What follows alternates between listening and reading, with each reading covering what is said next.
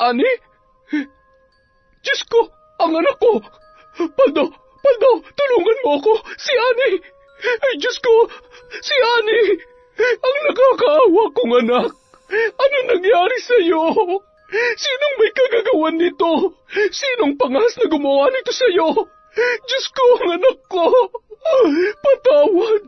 Patawad kung nahuli ako ng dating! Akong gumahasa sa nakababata mong kapatid. Ano naman ngayon? Wala kayong matibay na ebidensya para ipakulong ako.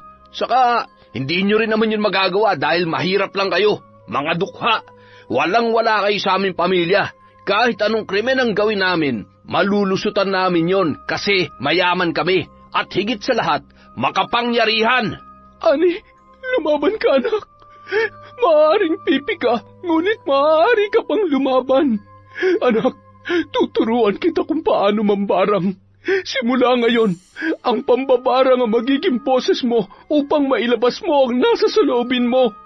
Ngayon, matitikman na nila ang sigaw ng ginahasang piping dalaga. Taon 1999. Antike, si Ani ay isang dalagita na isinilang na kailanman ay hindi nagkaroon ng boses upang ipahayag ang kanyang saloobin. Hindi man makapagsalita, ngunit masipag siya at may mabuting kalooban.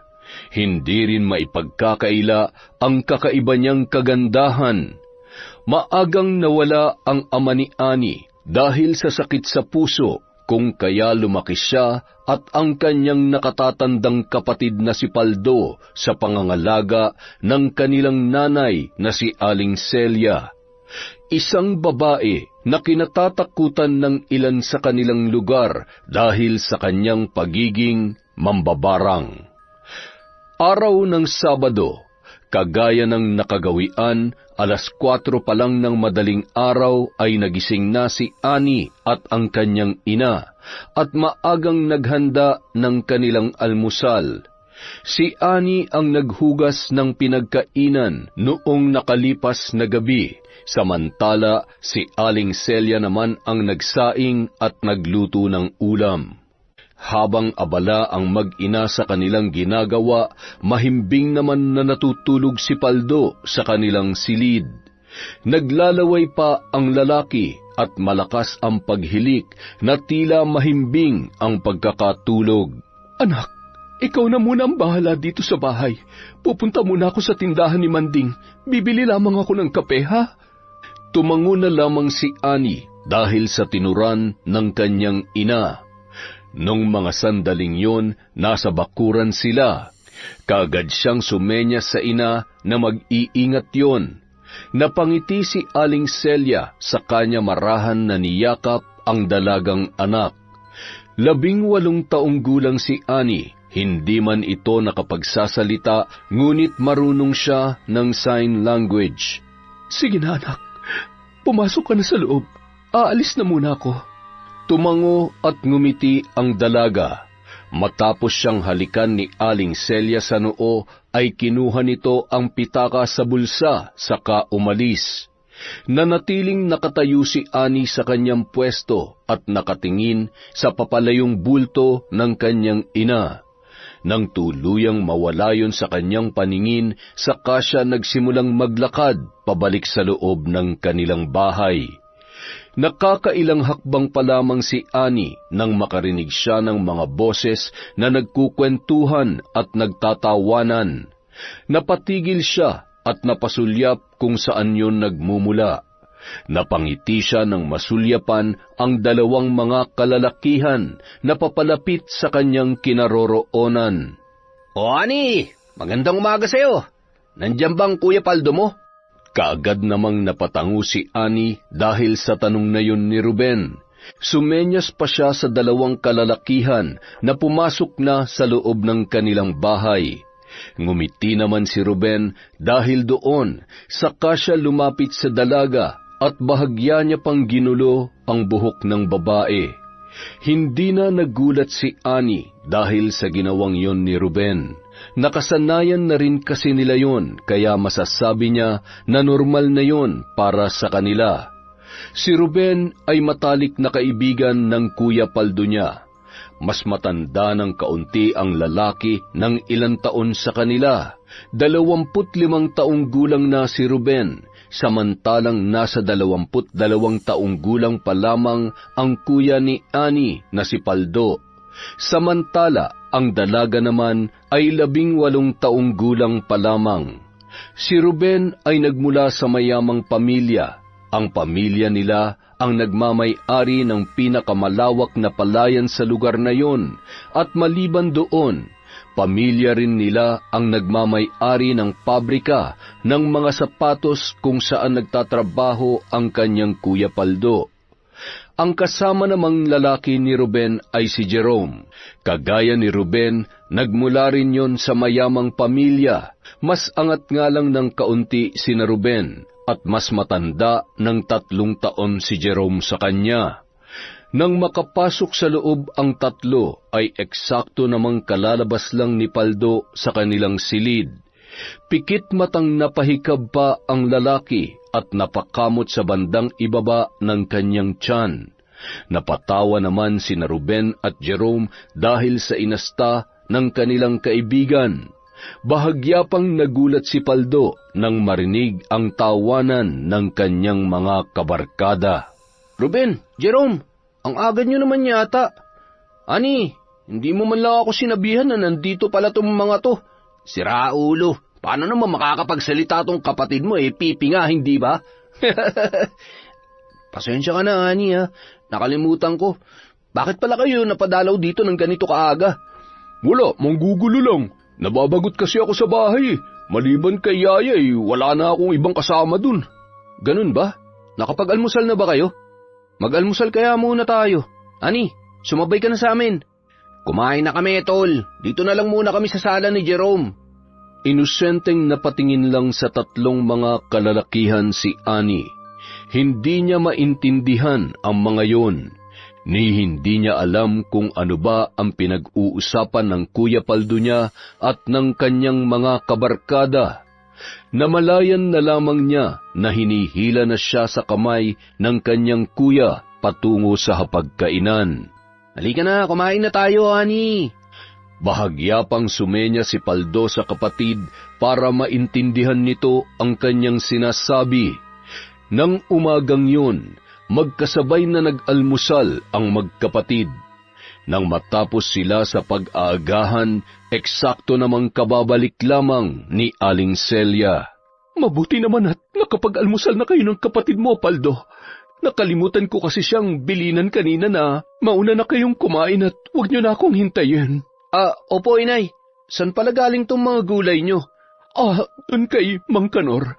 Ibinigay niya yan sa akin. Ganun ba? Sa sala na muna ako, Nay, ha? Nandun kasi sina Ruben at Jerome. Nung mga sandaling yon, tahimik na nakikinig ang 2 lalaki ng drama sa debateryang radyo. Habang nakikinig sa drama sa radyo, ay palihim na pinagmamasdan ni Ruben ang kapatid ni Paldo na si Annie. Mukhang napansin din yun ni Jerome dahil bahagya pa niyang siniko ang lalaki at nakangising inaasar. Anong tingin niyan, Ruben, ha? Huwag mo sabihing natitipuhan mo yung piping yan. Ano bang pinagsasasabi mo dyan, Jerome? Bakit naman ako magkakagusto sa taong mahirap at hindi makapagsalita? Mag-isip-isip ka nga. Sus, aminin mo na, tol. Alam naman nating dalawa na kahit pipi si Annie ay hindi maitatanggim maganda siya at ganun din ang hubog ng katawan niya. Sira ulo. Pasensya na, natagalan ako. Anong pinag-uusapan niyo? Wala. Ano, gusto mo bang sumama sa amin ngayon, Paldo? Saan nyo naman balak pumunta? Sa kabilang baryo, tambay tayo sa basketball court, magpapawis tayo. Kami lang pala, baka kasi mga muy bayabas ka na naman eh. Oy, biro lang yun ha. Ano, tara. Sige, tara. Medyo malapit lamang ang kabilang baryo, ngunit sumakay pa rin silang 3 sa dumaang tricycle. Kung si Paldo lamang ay magagawa niya yung lakarin, ngunit dahil mayaman ang kanyang mga kaibigan, sumakay na lamang sila. Habang nasa biyahe ay panay pa ang biruan ni na Jerome at Ruben, ngunit nananatiling walang imik si Paldo. Makaraan ang 10 minuto, nakarating na sila sa kabilang baryo. Ibinaba sila ng tricycle driver sa mismong harapan ng basketball court. Nagkataon naman na maraming basketballista ang naunang naglalaro doon, kaya napalukot ang mukha ni Ruben, dala ng kanyang pagkainis. Hoy mga ampas lupa, umuwi na nga kayo at maligo. Ang babaho nyo, tingnan nyo nga yung mga kasuotan nyo. Ang babaduy, bakit hindi nyo kami gayahin ni Jerome? Ang ganda ng jersey namin at mamahali ng sapatos. Ano ka ba naman, Ruben? Alam mo namang hindi sila kagaya natin. Hindi nila mabibili ang ganitong klase ng sapatos at jersey. Palibasa kasi, mga dagaya mga yan. Hoy, ang yayabang nyo ah. Gusto nyo ba ng suntukan? Suntukan na lang oh. Pasensya ka na pero hindi kami pumapatol sa daga eh. Saka baka mahawa pa kami sa sakit mo. Lumayo ka nga sa amin. Ang baho mo. Ang yayabang nito ah. Porket may kayang mga magulang, ganyan akong umasta. Ay, umalis na nga lang tayo dito mga pre. Bago pa ako makipagbasag ulo sa mga gagong to. Bah, ang yabang nung isang yun ah. Naku Ruben, isumbong mo nga mga yun sa papa mo para palayasin na sa lugar nila. Jerome, tama na yan. Huwag na tayo manggulo rito. Manahimik ka nga, Paldo. Palibasa kasi, mahirap ka rin kaya kinakampihan mo yung mga yan. Hindi namin kailangan ng opinyon mo. Sumunod ka na lang sa amin na parang aso. Anong sinabi mo? Kita mo na, mahirap ka na nga, bingi ka pa. Baka kulang ang kinain mo kaninang almusal sa inyo, ha? Nako, di bali na nga. Sa susunod, bibigyan ko kayo ng bigas. Kawawa naman kayo eh. Teka, tama na nga yan. Tara, mag-basketball na tayo. Palihim na napakuyom ng kamao si Paldo nang tuluyan siyang lagpasan ni Jerome. Inis niyang sinundan ng tingin ang nakatalikod na bulto ni Jerome hanggang sa makarating ito sa mismong gitnang bahagi ng basketball court. Kung hindi pa siya kinindatan ni Ruben, ay hindi pa sana siya susunod sa mga ito. Matagal nang minamaltrato at hinuhusgahan ni Jerome si Paldo, ngunit dahil nga sa mahirap lang yon ay hindi niya magawang labanan ang lalaki. Sa tuwing kinakapos din kasi sila ng pera ay tinutulungan din sila kahit papaano ng kanyang kaibigan, ngunit lagi yung may kasamang panunumbat. Kung gaano kasama ang ugali ni Jerome ay mas masama pa ang ugali ni Ruben. Masakit din ito kung makapagsalita at sobrang napakayabang. Pinalaki kasi siya ng kanyang mga magulang na punong-puno ng luho. Hindi rin malabanan ni Paldo si Ruben dahil natatakot ang lalaki na baka ipatanggal siya ni Ruben sa kanyang trabaho.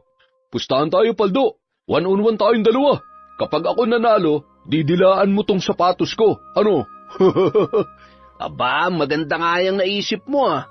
Pero kapag nanalo naman si Paldo, may pabuya siyang pera. Tama, tama. Ano, Paldo? Payag ka ba? 5,000 ang itataya ako. Ayoko, kayo na lang. Umaatras ka? Eh kung gulpihin kaya kita, pati na rin nanay mo mambabarang. Huwag mong idamay ang nanay ko dito. Sige, maglaro tayo. Nagtangis ang mga ngipin ng binata. Mas lalo siyang nagalit noong mga sandaling yon. Ayos lang sana sa kanya kung siya ang lalaitin ng mga ito. Ngunit iba na ang usapan kapag ang nanay o ang kapatid niya na ang pinagtatawanan. Kaagad namang kinuha ni Ruben ang bola, saka ang lalaki na rin ang mismong nagsilbing referee ng dalawa. Maya-maya pa, nagsimula na ang laban. Si Jerome ang unang may hawak ng bola, samantalang si Paldo naman ang depensa. Malikot kung gumalaw si Jerome, ngunit hindi hamak na mas maliksi sa kanya si Paldo. Bawat pagtira ni Jerome ng bola ay nagagawang depensahan ni Paldo, kaya palagi itong nabibigong makapag-shoot. At nang mabigyan ng pagkakataon si Paldo na mahawakan ang bola, tila ba isa na itong ganap na pro player dahil sa bawat pagtira niya ay palagi itong pumapasok sa mismong ring. Habang tumatagal, mas lalong nagiging mainit ang labanan ng dalawa, ngunit kahit anuman ang gawin ni Jerome, ay wala pa rin siyang magawa sa husay ni Paldo. Nagsimula na ring umasim ang muka ni Jerome sa galit at pagkainis laban sa kanyang katunggali. 1-8 na ang kanilang puntos. 1 si Jerome, samantalang si Paldo naman ay naka 8 puntos na. Kakaibang tensyon ang namamagitan sa dalawa. Bumibigat na ang hangin na nakapalibot sa kanila. Kapwa sila nakakaramdam ng galit at pagkainis sa isa't isa. Nang mga sandaling yun, si Paldo pa rin ang may hawak ng bola. Nagtagis pa ang mga ngipin ni Jerome nang sikuhin niya si Paldo at sa pilitang inagaw ang bolang hawak nito. Hindi pa nakontento si Jerome kaya sinikmuraan niya pa ang binata at sa halip na saring ipasok ang bola ay hinambalos niya yun sa muka ng kanyang kaibigan. Nagulat ang mga taong naroroon dahil sa ginawang yon ni Jerome. Bumagsak si Paldo sa sahig ng basketball court. Napahawak ito sa kanyang ulo. Sa sobrang lakas ng pagkakabato ni Jerome, pakiramdam niya ay para siyang tinamaan ng malaking bato sa kanyang muka. Mandaraya ka kasi, kaya yan ang napala mo. Balak mo pa ako ipahiya sa mga tao dito ah. Ano bang pinagsasasabi mo, Jerome? Hindi ako nandadaya. Sinungaling ka. Bilis, dilaan mo sapatos ko. Hoy Jerome, napakasama mo talaga. Porket mayaman ka, ginaganyan mo na si Paldo. Ikaw naman ang mandaraya. Mahiya ka nga. Ang dami nakakakita oh. Manahimik kang hayop ka. Wala kang kwenta. O ano, Paldo? Didilaan mo pa ang sapatos ko o doon ako gaganti sa kapatid mong Pipi? Huwag mong idadamay si Ani rito. Hoy Paldo, matuto kang lumugar ha. Wala kang karapatang sigawan si Jerome. Mamaya mo ipatanggal kita kay Papa sa trabaho. Nabigla ang lahat nang biglang lumapit si Paldo kay Jerome. Tinaasan pa siya ng kilay ng lalaki at sinenyasan siya nito na dilaan ang kanyang sapatos.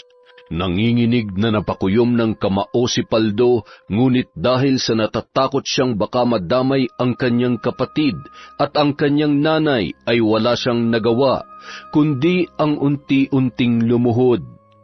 Marami ang napasinghap at naggalit ng masaksihan na dinilaan ni Paldo ang suot na sapatos ni Jerome.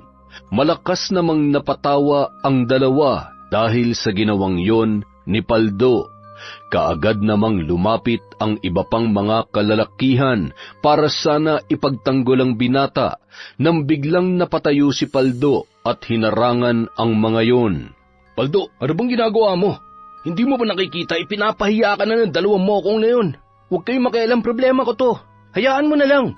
Paldo, ayos lang ako. Huwag na kayong mag-alala. Kaya kong sarili ko. Kita mo na? Kaya naman pala ni Paldo ang sarili niya eh. Kaya, umalis na kayo rito. Ano, Jerome? Uwi na tayo? Baka nakarating na si Aya Maylay. May pinabili kasi ako sa kanya eh. Sige, tayo na. Paano, Paldo? Mauna na kami ha.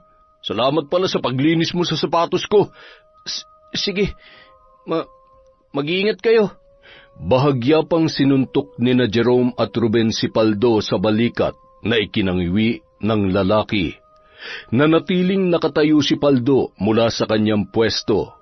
Sinundan niya ng tingin ang nakatalikod na bulto ng dalawang kaibigan na papalayo na sa kanya. Nagtatawanan ang mga yon na tila ba walang nangyari. Nang tuluyan na silang mawala sa paningin ni Paldo, saka siya muling napahawak sa kanyang braso at ulo. Pakiramdam niya ay may bumugbog sa kanya dahil sa sobrang sakit ng kanyang katawan. Paldo, matuto ka ring lumaban. Hindi sa lahat ng oras ay hahayaan mo silang apihin ka. Masasanay ang mga yan. Mga tarantado mga yan eh. Sige tol, salamat ha. Malumanay na nagsimulang maglakad si Paldo papalayo sa basketball court. At mula roon, mag-isa niya yung nilakad pabalik sa kanilang baryo. Napaluhan na lamang si Paldo nang muling sumagi sa kanyang isipan ang mga nangyari. Hindi niya rin maiwasang magalit sa sarili dahil hindi man lang siya gumawa ng paraan upang ipagtanggol yun. Galit na galit siya, ngunit gustuhin man niyang lumaban ay hindi niya pa rin yun magagawa dahil sa takot na baka madamay ang kanyang nanay at ang kanyang kapatid na babae. Nang tuluyang makauwi si Paldo sa kanilang bahay, naabutan pa niya sina Nanay Celia at Ani na naglalaba ng damit sa kanilang bahay. Nakagawian na ng mga ito na sa labas maglaba upang maiwasang bumaha ng tubig sa loob ng kanilang bahay dahil ang sahig nila ay lupa lamang. Napansin ni Paldo na nakangiti ang mga ito at kahit naabala sa kanilang mga ginagawa, ay mukhang masaya pa rin ang dalawa. Napansin ni Aling Celia ang presensya ng kanyang anak na lalaki dahil napasulyap ito kay Paldo sa kanya sinenyasan na lumapit sa kanila. Oh, Paldo, ano nangyari sa'yo? May pasa ka ah. May nakaaway ka na naman ba? Wala po, inay. Aksidenteng tinamaan lang ako ng bola dun sa basketball court. Tumigil ka na kaya sa pakikipaglaro ng basketball, anak.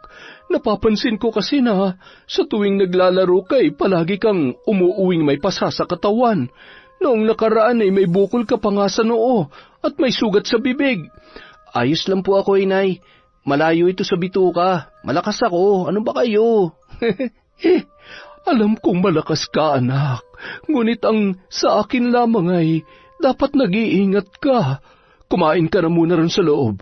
May natirang kanin at ulam roon. Sige po, nay. Pagkatapos kong kumain, tutulungan ko kayo sa paglalaban ni Ani. Huwag na, anak. Magpahinga ka na lang sa silid mo. Patapos na rin kami rito. Pagsulyap niya kay Ani ay nginitian siya noon. Mabilis na tumakbo ang oras. Nung sumunod na araw, 3:00 pa lang ng madaling araw ay nagising na si Aling Celia at maging ang mga anak niyang sina Ani at Paldo. Nakagawian na kasi nilang mag-iina na sa tuwing araw ng linggo ay magsisimba sila. 4:00 na ng umaga nang umalis sila sa kanilang bahay. Sa bayan pa kasi sila magsisimba at 2 baryo rin ang pagitan nito mula sa kanila. Nang dahil sa wala silang sapat na perang pambayad sa tricycle ay nilalakad lang nila ang mahaba-habang daanan bago sila tuluyang nakakarating sa simbahan. Mag-aalas-5 na nang sila ay dumating doon. Agaw pansin pa sila ng mangilan-ngilang tao nang makapasok sila sa loob. Hindi na rin bago sa kanila yon dahil sa tuwing nakikita sila ng ibang tao ay talaga namang pinag-uusapan sila. Hindi ba yan yung babaeng mambabarang? Palagi yan pumapasok sa loob ng simbahan, ngunit halang naman ang kaluluwa. Ano pa nga bang maasahan mo sa isang mambabarang? Malamang mamamatay tao yan, hindi ba? Huwag ka na magsalita at baka marinig ka pa nila. Nakakatakot pa naman ang mga yan magalit. Baka wala sa oras ay gantihan nila tayo sa pamamagitan ng barang. Tama ka. Sige, manahimik na lamang tayo bago pa nila tayo marinig. Napailing-iling na lamang si Aling Celia dahil sa tinuran ng 2 matanda.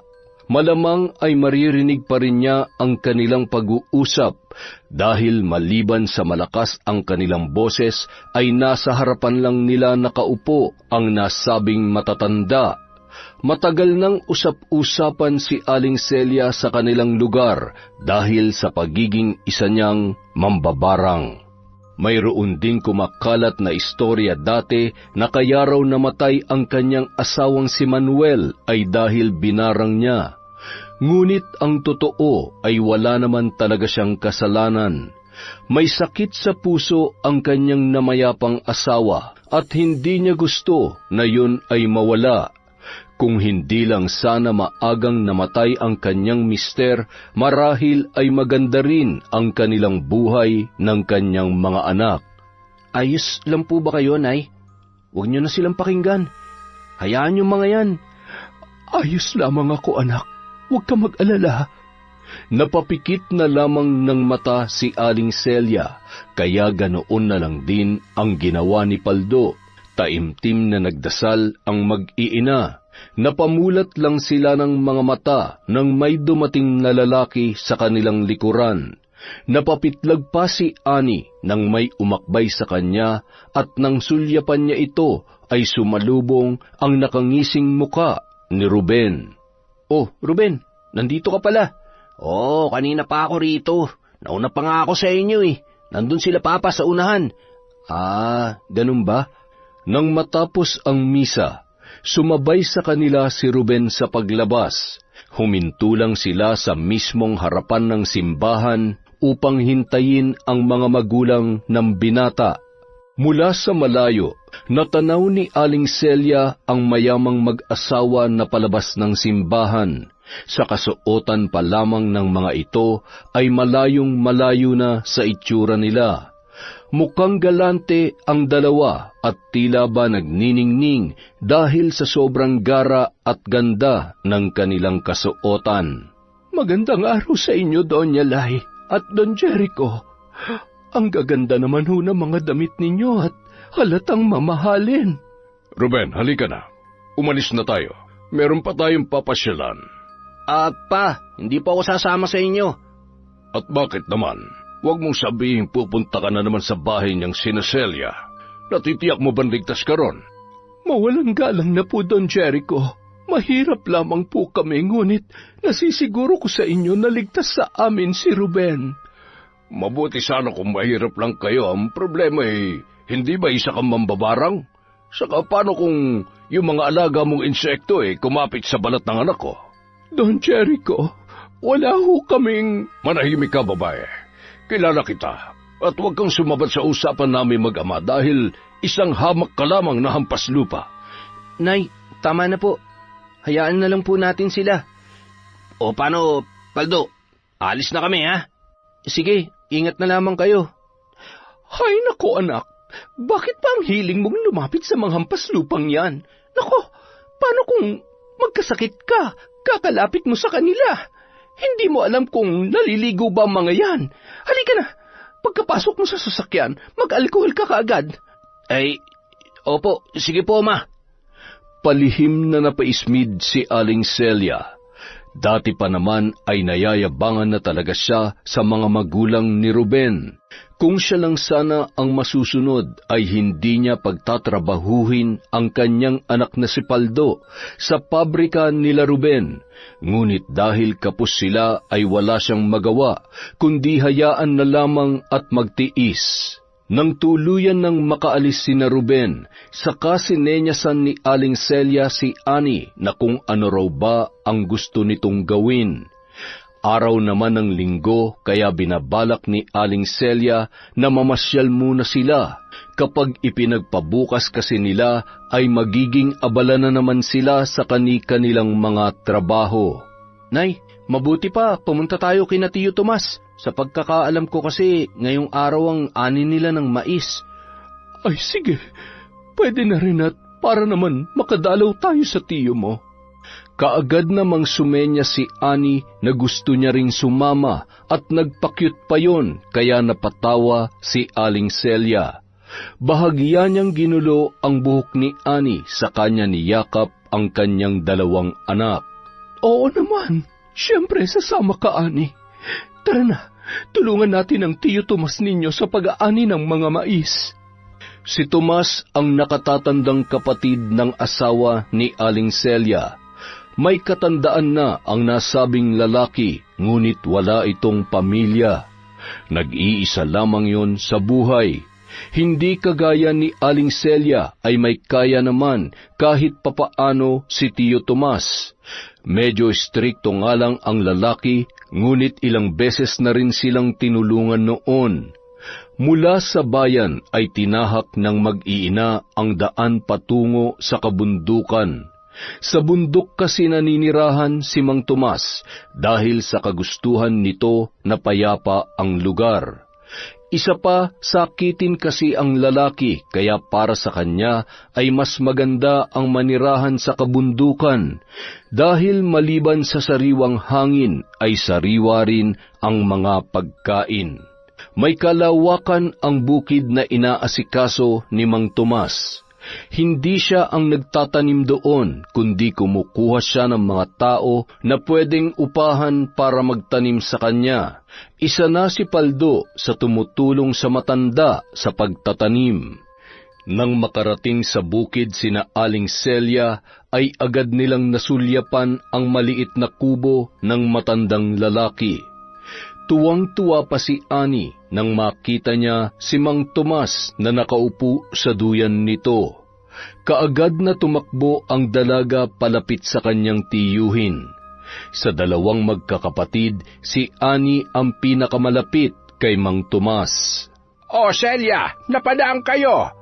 Sabi kasi ni Paldo na ngayong araw daw kayo mag-aani ng mais. Balak sana ng mga bata na tumulong. Ay nako, hindi pa ngayon. Sa Miyerkules pa. Ay, ganoon po ba? Pasensya na po, Nay. Akala ko kasi ngayon yun eh. Sa Miyerkules pa po pala. Nakapag-agahan na ba kayo? Pumasok muna kayo sa loob ng kubo ko. Tamang-tama, nagluto ako kanina ng nilagang saging. Ipagtitimpla ko rin kayo ng kape. Tulungan ko na po kayo, Tiyo. Ani, halika rito. Sige, halika kayo. Pumasok kayo sa loob. May natira pa akong kanin riyan. Baka gusto nyo rin kumain. Ito bagoong. Masarap tong ipari sa saging, Nay. May pagka-istrikto man si Mang Tomas, ngunit hindi maitatanggi na may mabuting kalooban pa rin siya, lalo na sa kanyang mga pamangkin. At dahil hindi naman pala araw ng kanilang pag-aani ng mais, napagpasyahan na lamang ng mag-iina na manatili muna sila sa kubo ni Mang Tomas at makipagkwentuhan. Sa sobrang pagkalibang ng mga bata, hindi man lamang nila namalayan ang mabilis na pagtakbo ng oras. Pasado 3:30 na ng hapon nang magpaalam sila kay Mang Tomas para umuwi. Pinadalhan pa sila ng matandang lalaki ng suka na gawa sa tuba, na siyang paborito ng dalagang si Ani. Makalipas ang 4 na araw, Huwebes, masama ang panahon ng tanghaling yun. Makulimlim ang kalangitan at malakas ang hangin na tila ba nagbabadyang bumuhos ang napakalakas na ulan. Nang mga sandaling yun, nasa sala sina Ruben, Jerome at Paldo. Masama kasi ang lagay ng panahon kaya hindi na pumasok sa trabaho ang binata. Tahimik na nakikinig ng balita sa debateryang radyo ang tatlo nang biglang pumasok sa loob ng bahay si Ani.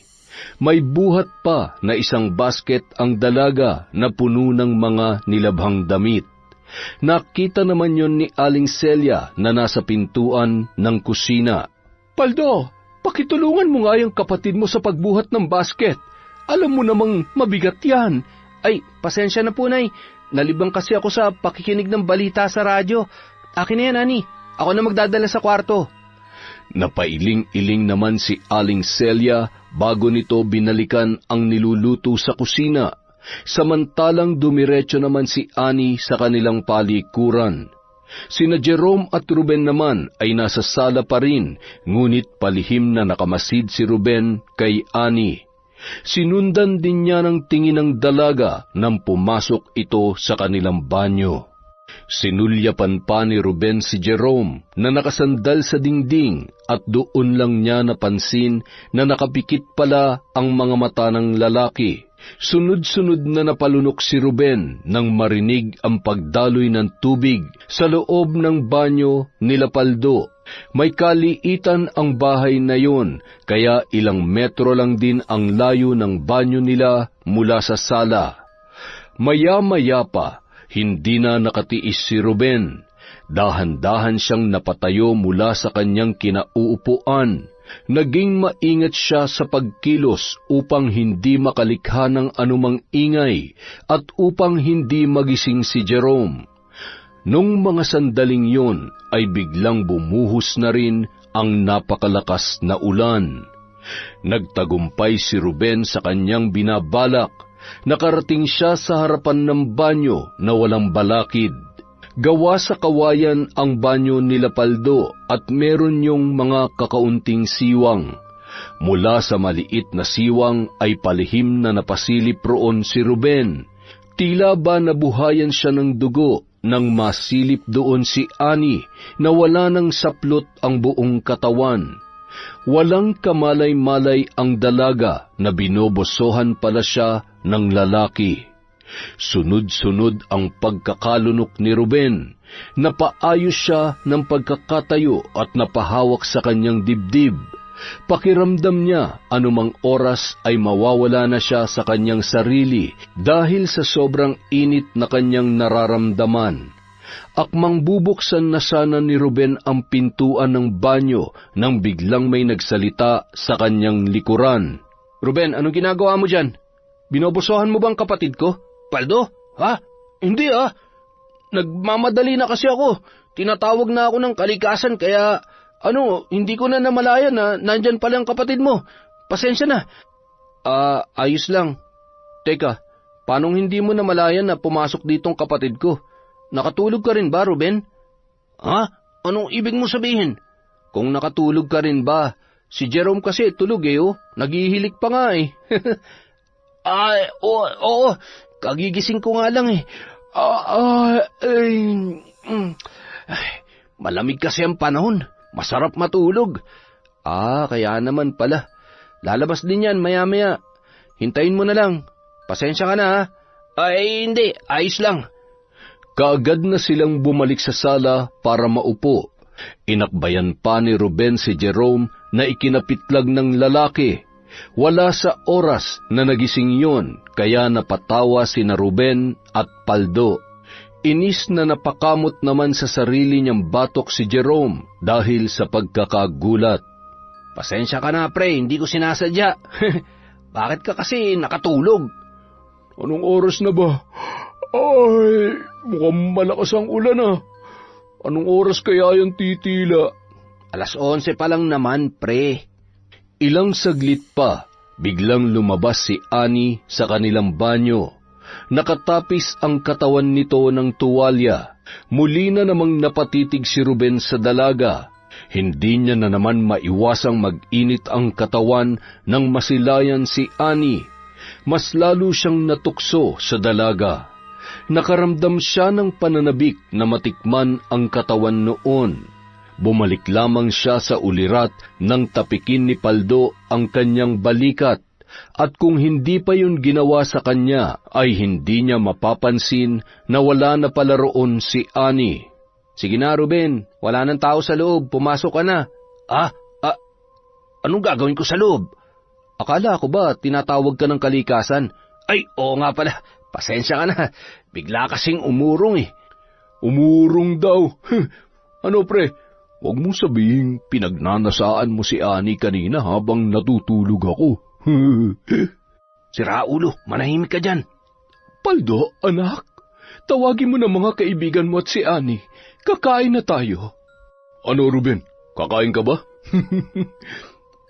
Malakas ang ulan at gutom na rin naman ako. May magagawa pa ba ako? Sige, ikaw na lang ang kumain. Ako, ayoko. Natigilan si Jerome nang malanghap ang amoy ng niluluto ni Aling Celia. Pinakbit na may manok ang niluto ng ginang. Sa amoy pa lang ay hindi sinasadyang nakaramdam ng pagkatakam si Jerome. Pakiramdam niya ay bigla na lamang siyang nagutom kaya wala sa oras na napatayo at nauna pa kina Paldo at Ruben na tumungo sa hapagkainan. Napailing-iling naman na sumunod si Ruben sa lalaki. Naabutan pa ni Ruben si Jerome na nakatitig sa ulam na hinain ni Aling Celia. Sa ibabaw ng mesa ay may nakahanda na ring mga pinggan at kutsara, ngunit napansin niya na ang 2 pinggan na naroon ay mukhang bago at ganun din ang 2 pares ng kutsara at tinidor. Gawa sa plastik ang ibang plato samantalang babasagin naman ang 2. O Jerome, akala ko ba hindi ka kakain? Manahimik ka nga dyan. nandito na pala kayong dalawa. Sige na, maupo na kayo. Gamitin niyo ang babasaging pinggan bago ang mga yan. Binili yan ni Paldo nung nakarang araw kaya hindi pa nagagamit.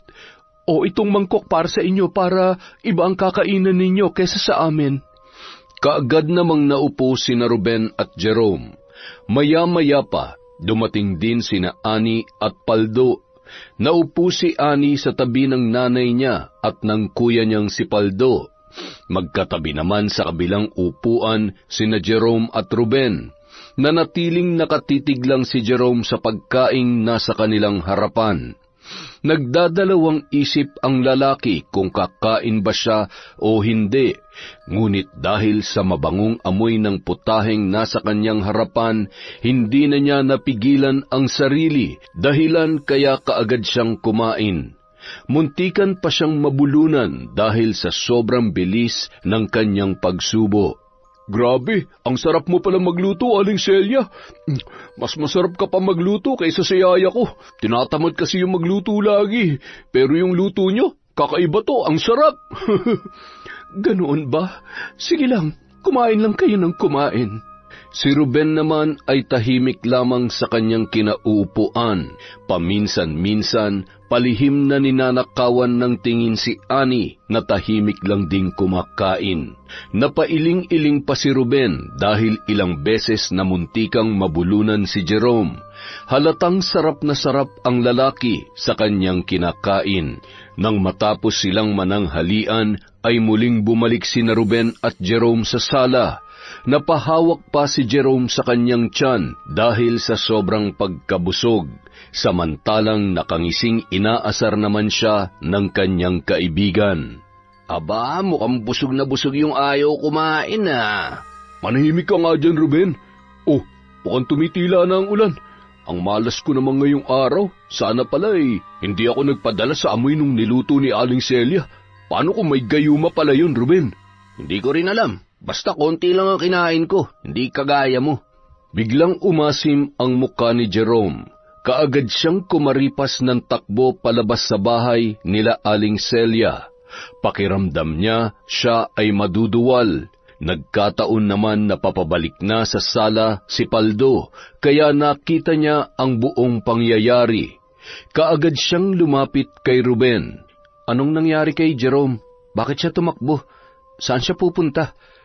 Uuwi na yata. Baka raw hinahanap na siya sa kanila. O paano, Paldo?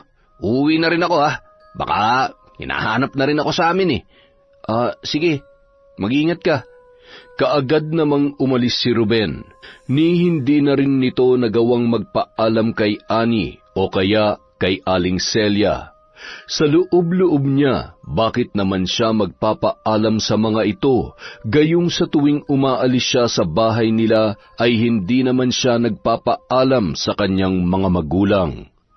Mula sa kalayuan, nasulyapan ni Ruben si Jerome. Sumusuka ang lalaki kaya napailing-iling na lamang siya bago niya ito nilapitan. Napangiwi pa siya nang maluhaluhang napatingin sa kanya si Jerome.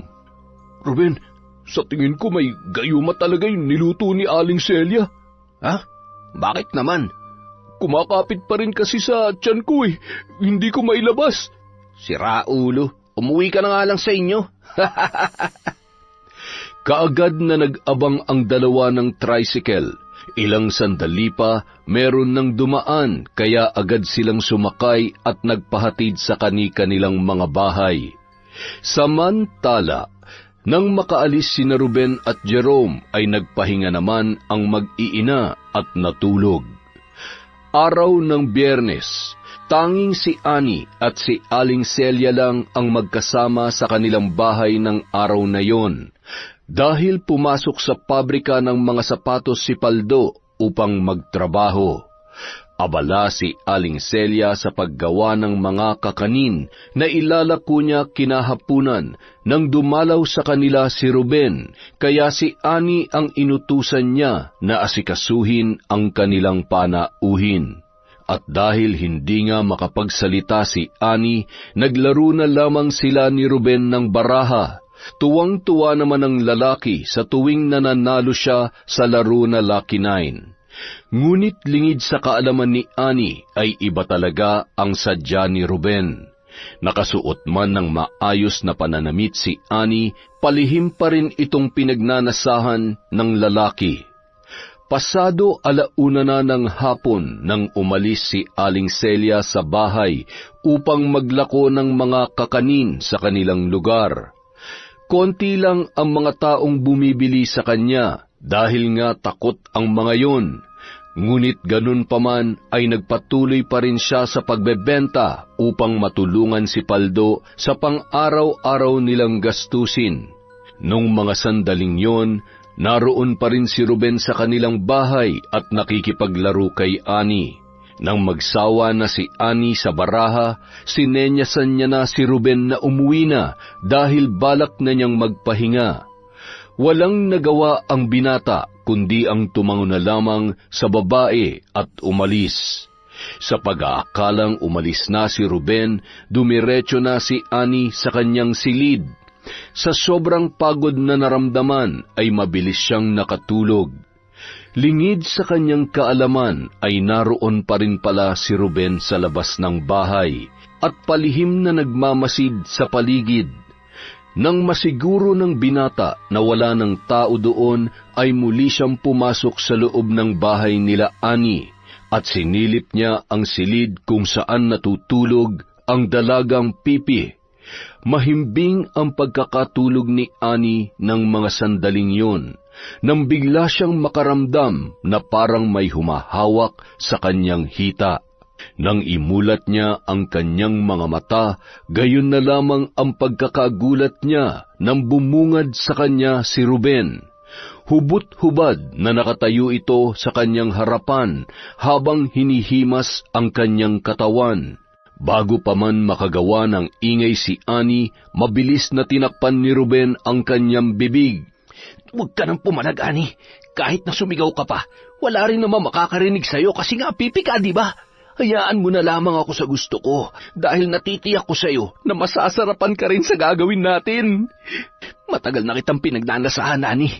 Pipi ka man, pero hindi ko may tatanggi na baliw ako sa muka at katawan mo. Sabik na ako matikman ka, Ani. Huwag ka nang pumalag.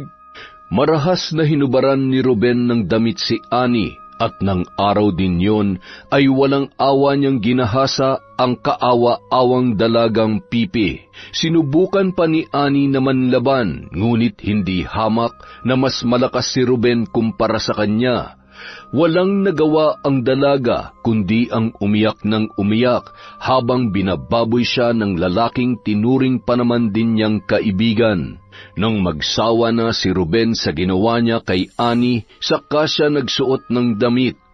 Hoy, Ani, huwag mong susubukan magsumbong sa kapatid mo o kaya sa nanay mo. Kung hindi, papatayin ko silang dalawa. Tandaan mo yan, binabalaan kita. Saka sa susunod, kapag gagawin natin to, sana naman huwag ka nang umiyak sa sobrang sakit. Umiyak ka na lang sa sobrang sarap. Ang sarap mo, Ani. Babalikan ulit kita sa susunod, ha? Matapos yun sabihin ni Ruben, nagmadali na siyang umalis kina Ani. Samantala, ang babae naman ay naiwan sa silid nito na walang tigil sa pag-iyak. Nasa ganoong kalagayan ang dalaga nang makabalik si Aling Celia kasama ang anak niyang si Paldo. Halos 2 oras at kalahati rin kasing nawala si Aling Celia dahil nag-ikot-ikot sa baryo at naglako ng mga kakanin. Nagkataon na nagkasalubong sila ni Paldo sa daan, kaya sabay silang umuwi. Dumaan pa sila sa tindahan ni Aling Pursing para ibili ng pasalubong si Ani, ang paborito nitong cream stick. Nang makauwi na sina Aling Celia sa kanilang bahay, hinanap niya agad ang kanyang anak na dalaga. Nasaan kaya si Ani, Nay? Nakatulog siguro sa kwarto niya. Ani, anak, tingnan mo, may pasalubong kami sa iyo ng Kuya Paldo mo. Ipagtitimpla ko po muna kayo ng kape, Nay. Ilang beses tinawag ni Aling Celia ang pangalan ng kanyang bunsong anak, ngunit nagtaka siya dahil walang Ani na sumalubong sa kanya.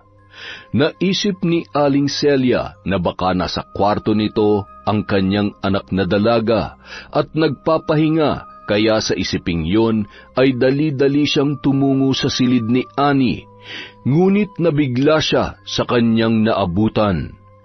Pagkabukas pa lamang ni Aling Celia ng kurtina na nakaharang sa kwarto ni Annie, ay gayon na lamang ang pagkagulat niya nang bumungad sa kanya ang dalaga na nakahandusay sa banig at umiiyak. Hubot-hubad ang katawan nito, ngunit ang mas nakaagaw ng pansin ni Aling Celia ay ang patak ng dugo na nasa higaan ng kanyang dalagang anak. Sa sobrang pagkagulat ay nabitawan ni Aling Celia ang kanyang hawak-hawak. Agad siyang napatakbo papalapit kay Annie at napahikbing niyakap ng mahigpit ang anak na babae. Diyos ko po, Annie! Anak, ano nangyari sa'yo? Annie! Ay naku, Diyos ko, ang anak ko! Paldo, tulungan mo ako! Si Annie! Annie! Ang kaawa-awa kong anak, ano nangyari sa'yo? Sino may kagagawa nito sa'yo? Sino mapangahas na gumahasa sa'yo? Ay naku, Diyos ko, ang anak ko! Patawad kung nahuli ako ng dating. Nay? Annie, ano nangyari sa'yo? Nay, ano po nangyari? Hindi ko alam, Paldo. Bilis, humingi ka ng tulong sa labas. Bibihisan ko munang kapatid mo. Dalhin natin siya sa pagamutan. Natatarantang napatakbo sa labas ang binata. Kaagad siyang nag-abang ng tricycle na kanilang masasakyan. Napahilamos pa si Paldo sa kanyang muka at galit na galit sa mga nangyari. Hindi niya maiwasang makaramdam ng pagkamuhi sa sinumang gumawa ng karahasang yon sa nag-iisa niyang kapatid. Nang hapon ding yon, sinugod nila si Annie sa pinakamalapit na pagamutan sa kanilang lugar. Balisa at iyak pa rin ng iyak ang dalaga. Kung hindi pa siya tinurukan ng pampakalma, ay hindi pa yon titigil sa kakaiyak. At dahil wala namang sapat na pera ang mag-ina, hindi rin sila nagtagal sa pagamutan. Mabigat man sa kalooban ng ginang, ay inuwi na nila si Annie. Anak, sino ba may gawa nito sa'yo? Bakit ayaw mong sabihin? Kailangan niyang pagbayaran ng ginawa niyang ito. Sunod-sunod na napailing si Annie at humagulgol na naman ng iyak. Kahit anong sabihin ni na Aling Celia at Paldo ay ayaw pa ring umamin ng dalaga kung sino ba ang taong gumahasa sa kanya. Ang pangyayaring yon ay nag-iwan ng matinding trauma kay Annie. Palagi itong nagkukulong sa kanyang silid at halos hindi makakain ng tama, kaya sapilitang napahinto si Aling Celia sa paglalako ng mga kakanin upang mabantayan ang kanyang anak. Ilang beses din dumalaw sina Ruben at Jerome sa bahay nila Annie, ngunit maging ang mga ito ay ayaw tingnan man lang ang piping dalaga.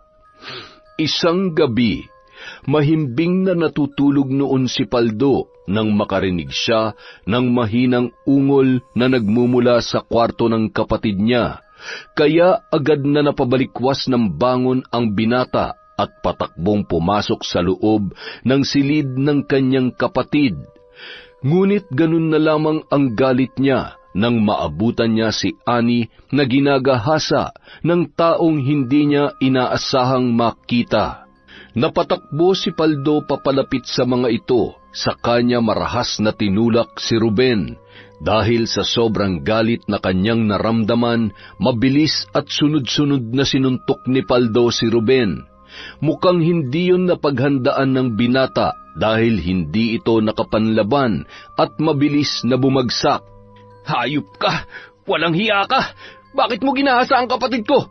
Isusumbong kita sa mga pulis. Ipapakulong kitang tarantado ka. Ipapakulong? Paano mo ako ipapakulong mga pulubi kayo?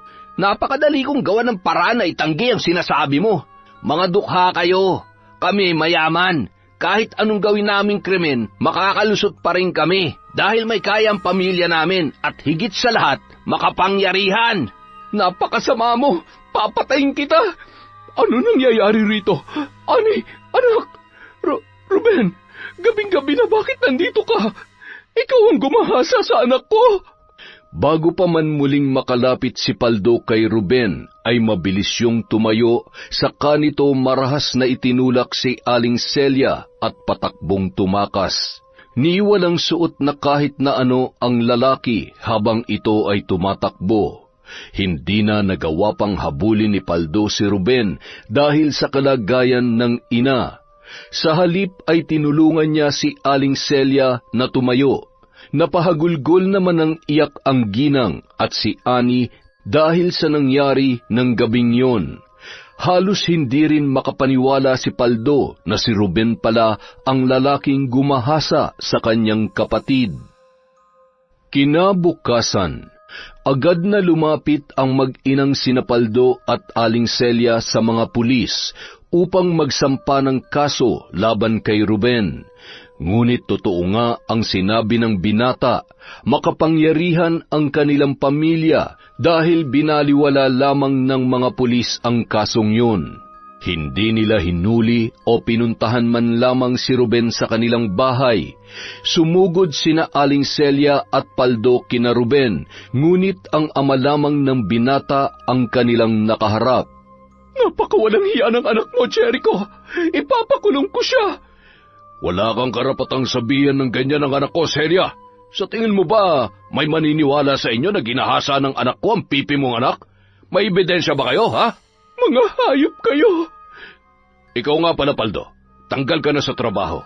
Umalis na kayo rito bago ko pa kayo ipakulong. Bilisan ninyo. Umiinit ang ulo ko. Walang nagawa sina Aling Celia at Paldo kundi ang umalis na lamang.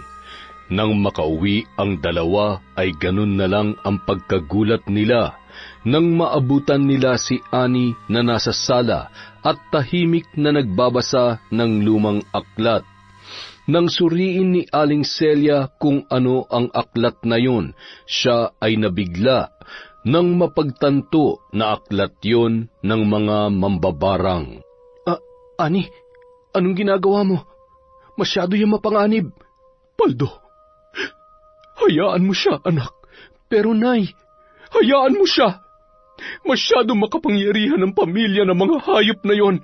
Kaya ano man ang gawin natin, ay hindi natin mabibigyan ng hustisya ang ginawa nila kay Annie. Hayaan mong si Annie na mismo ang gumanti sa kanila. Pero nay, Annie, sige, lumaban ka, anak. Maaaring pipi ka, ngunit maaari ka pa ring lumaban. Anak, tuturuan kita kung paano mambarang. Simula ngayon, ang pambabarang ang magiging boses mo upang mailabas mo ang nasa saloobin mo. Nang mga sandaling yun, nanlilisik ang mga mata ni Aling Celia. Maging siya ay labis niyang kinamumuhian si Ruben at maging ang pamilya nito. Hindi niya hahayaan na habang buhay silang api-apihin ng mga taong yon. Simula ng araw na yon, nagsumikap si Annie na matutunan ang pambabarang. Wala siyang araw na pinapalampas upang matuto. Nagliliyab ang galit at pagkamuhi sa puso ng dalaga. Samantala, problemado naman sina Aling Celia at Paldo dahil walang mahanap na trabaho.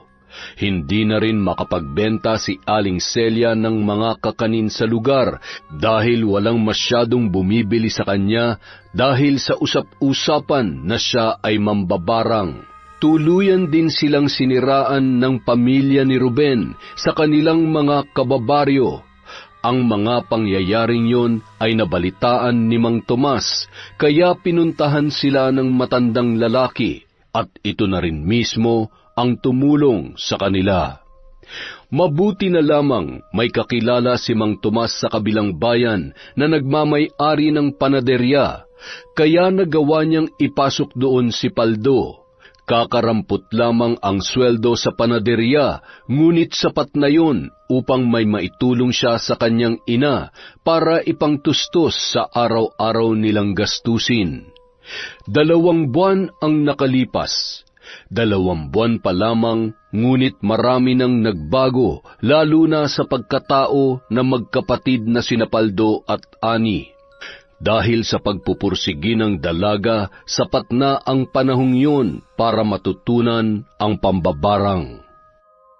Araw ng Martes, nagkataong namamalengke si Paldo nang makasalubong niya si Jerome. Simula kasi nang mangyari ang alitan nila ni Ruben, hindi na rin nakikipag-usap sa kanya ang binata. Nakangising nilapitan pa siya ni Jerome at tiningnan mula paa hanggang ulo. "Hindi ka pa rin nagbabago, Paldo. Hampas lupa ka pa rin." Ano naman sa'yo? "Ang balita ko hindi niyo raw nagawang ipahuli yung taong gumahasa sa kapatid mo. Ano nga ba naman ang laban niyo pagdating sa mga kaso na yan? Mahirap kayo. Saka, buti nga may pumatol pa sa kapatid mo." "Anong sabi mo? Tarantado ka, papatayin kita!" Nanlilisik ang mga mata ni Paldo nang hilahin niya ang kwelyo ng damit ni Jerome. Nabitawan din nito ang dala niyang supot ng isda. Sunod-sunod niyang sinuntok ng malakas ang dating kaibigan. Mukhang hindi yun inaasahan ng lalaki dahil bahagyang namutla ang mukha nito at nanginginig na napaatras papalayo sa kanya. Napuno ng hiyawan ang buong paligid. Kaagad na lumapit ang ilan sa mga kalalakihan at pinigilan ang dalawang lalaki, ngunit nakawala si Paldo sa pagkakahawak ng mga ito. Galit na galit ang binata, kaya sa halip na hayaang makaalis si Jerome, ay muli niya itong nilapitan at muling pinagsusuntok ng malakas hanggang sa ito ay mawalan ng malay. "Yan ang bagay sa'yo! Napakasama mo! Humanda kayo ni Ruben. Pagbabayaran yun lahat ng mga kasalanang nagawa niyo sa akin at sa pamilya ko. Humanda kayo!" Galit na galit ang binata. Simula nang may mangyari sa kapatid niya, ay malaki na rin ang kanyang pinagbago. Sinabi niya kasi sa kanyang sarili na gagawin niya ang lahat, maprotektahan lamang ang pinakamamahal niyang kapatid. Hindi na niya hahayaan na muli na namang maulit ang mga nangyari. At hindi niya rin hahayaan na patuloy siyang maltratuhin ng ibang tao. Kaagad na tinulak ni Paldo ang isa sa mga kalalakihan na sinubukan siyang pigilan. Muli niyang pinulot ang supot ng isda. Galit na inayos ang kanyang damit, saka siya umalis sa lugar na yon. Samantala, naiwan naman si Jerome sa kalsada. Namumutla pa rin ang lalaki sa mga sandaling yun at bakas ang takot sa kanyang muka. Nang makauwi si Paldo sa kanilang bahay, naabutan niya ang kanyang nanay na naghihiwa ng kamatis sa kusina. Kaagad niyang ibinigay ang supot ng isda na kanyang binili. "Nabalitaan mo na ba, Paldo?" "Ang alin, Nay?" "Narinig ko kanina mula sa mga taga-baryo na biglang tinamaan ng matinding karamdaman si Ruben. Halos magtatatlong araw na raw. Ayon pa sa mga narinig ko ay tinubuan daw ng nagsisilakihang pantal ang kanyang katawan. Ang ilan sa mga pantal ay pumutok at meron daw uod." "Ano po ang sakit niya?" "Hindi pa ako sigurado. Ngunit sa tingin ko ay isinasagawa na ng kapatid mo ang kanyang paghihiganti." "Po? Ano pong ibig niyong sabihin?" "Ang ginawang parang ng kapatid mo kay Ruben, unti-unti lang tumatalab, anak. Sa wakas, makakapaghiganti na rin si Annie. Makakapaghiganti na rin ang kapatid mo." Natahimik ang binata sa kanyang mga narinig. Kung dati ay pinakikisamahan niya si Ruben, ngunit dahil sa mga ginagawa nito, hindi na siya nakaramdam ng awa sa dating kaibigan. Nasa ganoon silang tagpong mag-ina nang pumasok sa kusina si Annie. Kung dati ay mahinhin at mukhang inosente ang dalaga, sa pagkakataong yon ay hindi na makitaan ng anumang emosyon ang kanyang muka. Napatunayan din ni Paldo na ang demonyo ay hindi ipinapanganak, kundi tao mismo ang lumilikha dito. Nang dahil sa mga ginawa ni Ruben, ang inosente niyang kapatid ay tuluyan ng nagbago. Pagbabago na hindi niya inaasahang mangyari. Nang sumunod na araw, naging mainit ang usap-usapan sa bayan nila Ruben. Mas lalo kasing lumala ang kalagayan ng binata at desperado na rin ang mga magulang nito sa paghahanap ng mahusay na manggagamot. Ang ilan kasi sa sumubok na pagalingin ang kanilang anak, hiningan lamang sila ng malaking halaga, ngunit walang nagbago sa karamdaman ni Ruben.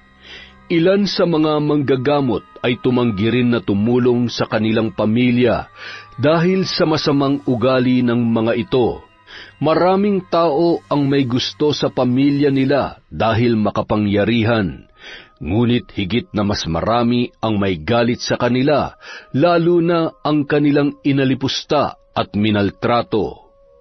Samantala, sa isang malawak at marangyang silid, mayroong isang malaki at magarang kama na kung saan ay nakahiga si Ruben.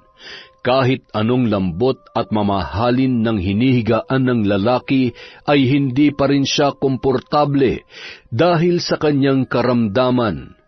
Malaki na ang ipinagbago ng itsura ni Ruben. Tila patpat na ito dahil sa sobrang payat. Halos lumuwa na ang kanyang mga mata dahil ilang linggo na itong hindi nakakatulog. Namumutla na rin ang kanyang balat. Ang buong katawan niya ay tinutubuan ng mga pantal na nagtutubig sa loob. Ang ilan sa mga pantal na yon ay nagsusugat at mayroong lumalabas na uod. Maliban doon, lumolobo na rin ang tiyan ni Ruben na tila ba 4 na buwan ng buntis. Maging ang binata ay labis na nandidiri na sa kanyang sarili. Jericho, ano nang gagawin natin? Nakakaawa naman ang anak ko. Ano ba nangyayari sa kanya? Sino bang may kagagawan nito? Lay, hindi ko na kayang nangyayaring ito sa ating anak. Jericho, anong ibig mo sabihin? Lay, ilang taong ko rin itong itinago sa iyo at sa anak natin. Ngunit may iba akong babae. Dati ayaw kong ipaalam sa iyo dahil ayaw kong mawala kayo ng anak natin. Ngunit dahil sa mga nangyayari ngayon sa pamilya natin, hindi ko na kayo maaaring piliin pa. Isang kahihiyan ang mga nangyayaring ito. Ayoko na. Iiwan ko na kayo ni Ruben. Namilog ang mga mata ng Donya nang marinig niya yon sa kanyang asawa. Bago pa man siya makapagsalita, ay agad siyang tinalikuran ng mayamang lalaki at walang pasabing umalis ng bahay. Halos mabaliw ang babae dahil sa mga nangyayari at ganoon din si Ruben. Hindi niya matanggap na ang dating marangya at perpekto nilang buhay ay masisira lamang sa isang iglap. Ano bang nangyayari sa akin? Sobrang sakit. Hirap na ako. Hindi ko na kaya. Ito na ba ang karma ko sa lahat ng mga kasalanan na gawa ko? Napaluha na lamang ang binata. Muling sumagi sa kanyang isipan ang lahat ng mga kasalanang nagawa niya, lalo na ang nagawa niya kay Ani at sa kapatid nitong si Paldo. Maya-maya pa, biglang sumuka ng dugo si Ruben na may kasamang 2 malalaking langaw. Nataranta naman ang kanyang ina dahil doon, kaya agad niyang nilapitan ang anak. Anak, Ruben, Diyos ko, tulungan niyo po kami. Ano na ang gagawin namin? Ayos lang ako. Huwag niyo ako masyadong alalahanin. Kasalanan ko rin naman to at marahil ay ito na po ang karma ko, Ma. Anak, huwag mong sabihin yan. Lumaban ka. Para sa akin. Para sa atin. Hindi na nakapagsalita pa si Ruben. Sa halip ay pilit niya na lamang nginitian ang kanyang ina. Mas lalong napahagulgol ng iyak ang ginang, saka mahigpit na niyakap ang nanghihinang si Ruben. Makalipas ang 2 araw, nagkataong nasa kalagitnaan ng tahimik na pananghalian noon sina Aling Celia, Paldo at Ani Nang may kumatok sa kanilang pintuan, si Paldo na ang nagpresentang bumukas ng pinto at sumalubong sa hindi nila inaasahang bisita. Nagulat ang binata nang buksan niya ang pintuan ay nakita niya si Mang Tomas at nasa likuran nito si Ruben at ang kanyang ina. Muling umusbong ang galit na nararamdaman ni Paldo kay Ruben at kung hindi pa siya pinigilan ni Mang Tomas at sinuway, marahil ay nasuntok na naman sana niya ang kanyang dating kaibigan na nakasakay sa isang wheelchair. Tiyo Tomas, anong ginagawa nila rito? Bakit kasama mo sila? Paldo, nandito sila dahil sa mahalagang bagay. Huminahon ka muna at sa loob na lamang tayo mag-usap. Kuya Tomas, anong ibig sabihin nito? Balak mo bang gamutin ang taong gumahasa sa iyong mahal na pamangkin? Aling Celia, Paldo, patawarin niyo ako sa mga kasalanang nagawa ko. Sa kabilang buhay ka na humingi ng tawad. Napakademonyo mo. Paano mo yun nagawa sa inosenteng babae? Celia, huminahon ka. Umuusok ang ilong ni na Aling Celia at Paldo habang masama ang pagkakatitig kay Ruben. Nung mga sandaling yun ay naroon na sila sa sala. Nasa ganoon silang kalagayan nang dumating si Annie. Napaatras pa ang dalaga nang makita niya ang hindi inaasahan nilang mga panauhin.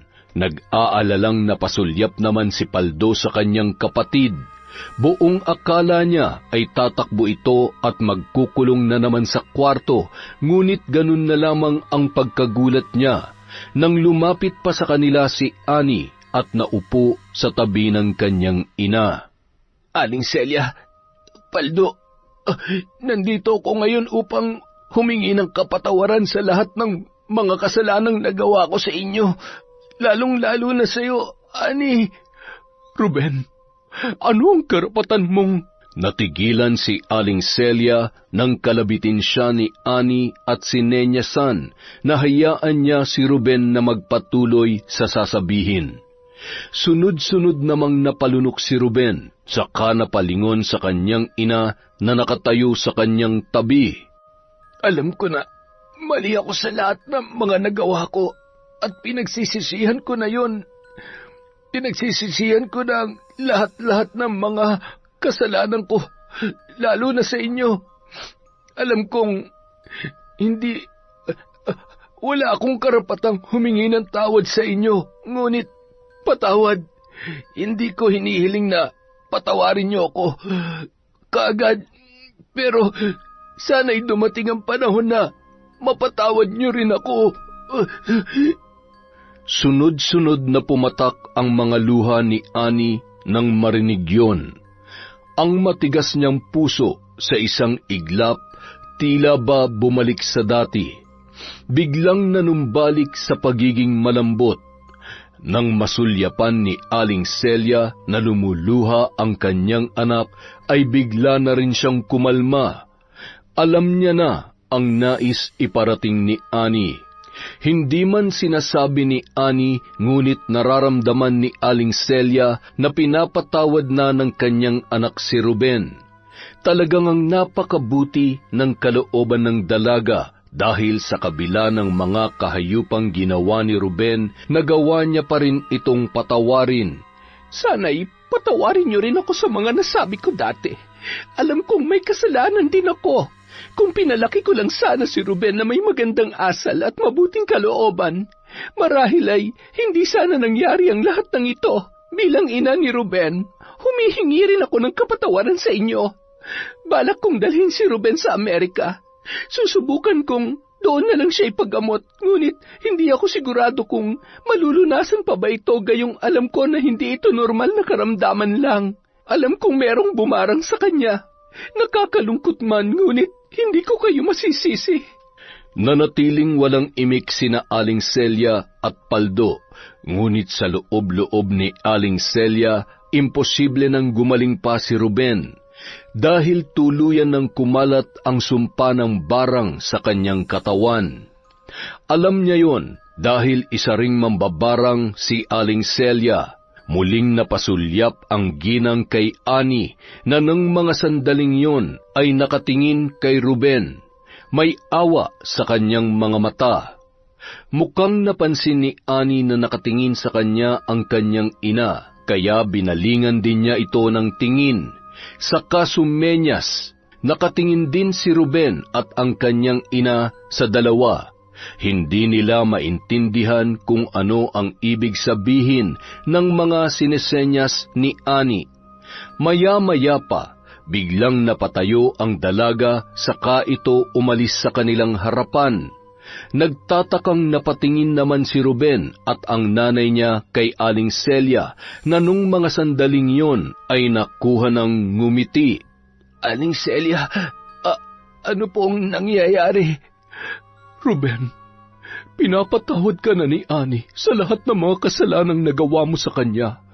At gusto sana niyang ipaalam sa inyo na buntis siya at ikaw ang ama ng kanyang dinadala. Ano po ang gagawin ko?